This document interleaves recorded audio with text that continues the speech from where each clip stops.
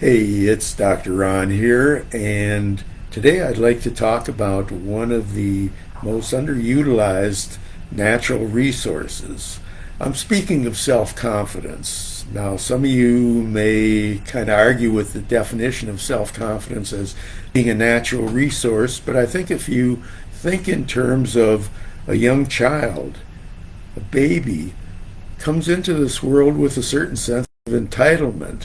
Kids, as they grow in the early stages, tend to want to be noticed. They want their needs to be met. They cry to reach out to get their needs met, to get fed, to be warm, and so on.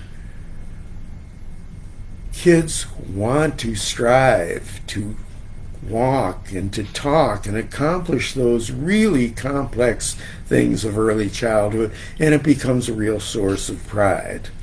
Somewhere along the line, for many of us, the natural resource of self-confidence gets depleted, like many other resources. Gets depleted because it's not rewarded at some point, because people are put down, compared, not encouraged. So that by the time a lot of people become adults, they're really vulnerable to a lessened level of self-confidence. And that's really a tragic kind of occurrence for individuals because it limits the amount of personal growth, it limits the amount of satisfaction, it limits the quality of life. And there are things that can be done about it. Now think in terms of other, say, more commonly regarded natural resources. If you have gold in the ground, it's not useful until it's mined. With any resource, it doesn't help us until it's actually utilized. And the same thing goes with self-confidence.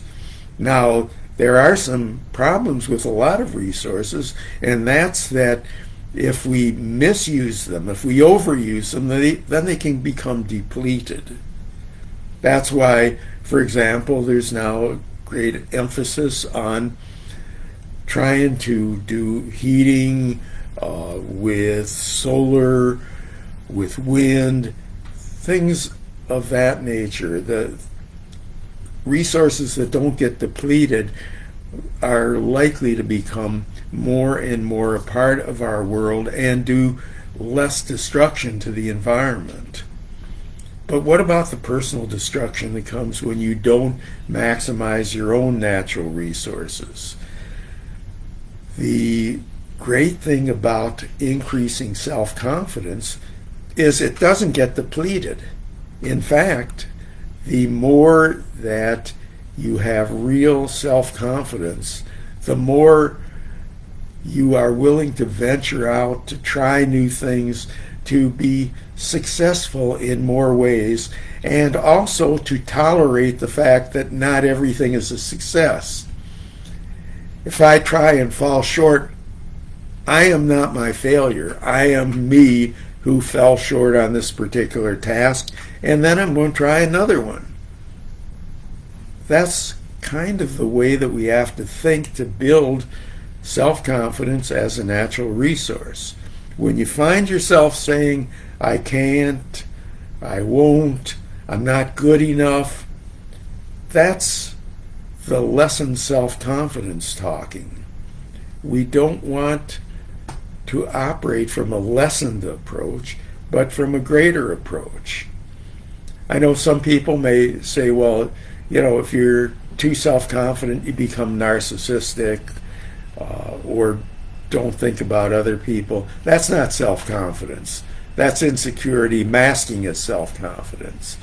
Self-confident people are in touch with their awesomeness, with their inner selves, and are willing to try new things, to learn, to not give up on learning because they know that they're capable of absorbing more.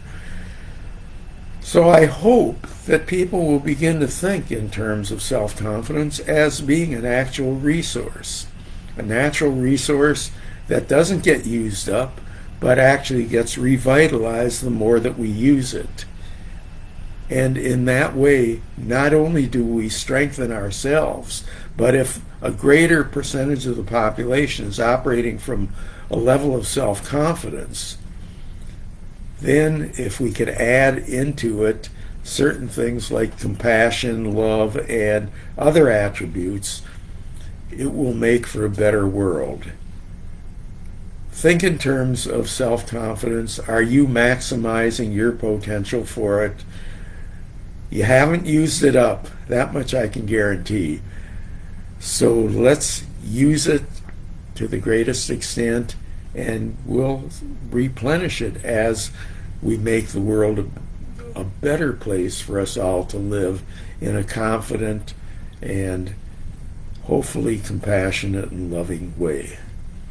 Take care. This has been Dr. Ron Kaiser, and looking forward to speaking with you again.